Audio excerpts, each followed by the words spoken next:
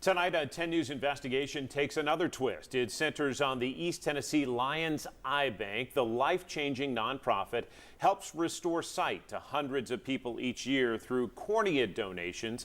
As we have previously reported, that nonprofit also paid its executive director $445,000 back in 2019. Now, at least two former board members say they were voted off for asking questions about that pay. 10 News investigative reporter Grace King attended that nonprofit's board meeting last night. Grace, walk us through what happened. Well, we went to that meeting last night seeking to help the public understand what's going on inside the East Tennessee Lions Eye Bank. They tell us the eye bank doesn't rely on monetary donations, but it functions by accepting the public's gift of donated corneas from loved ones to help the visually impaired see again.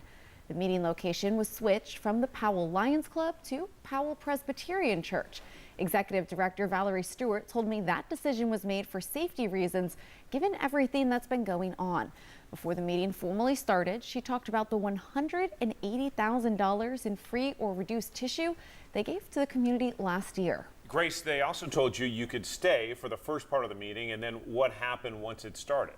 Well, once the meeting began, board member Claire Crawford said I could either stop taking notes or I could leave. So at that point, even though Valerie Stewart had told me I could be present for that first portion of the meeting, they continued taking meeting minutes but said everything for WBIR was off the record and then asked me to leave as financial discussions began.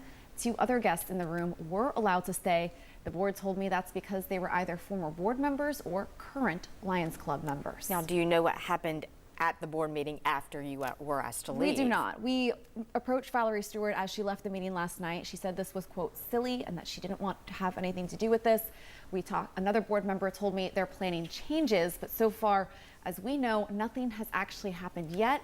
The other board members we asked said no comments, and that was the same response from iBank leaders today. But we're going to continue asking those questions and reporting what we learn. And you can read much more of our investigation online right now at WBIR.com. Thanks for the update, Grace.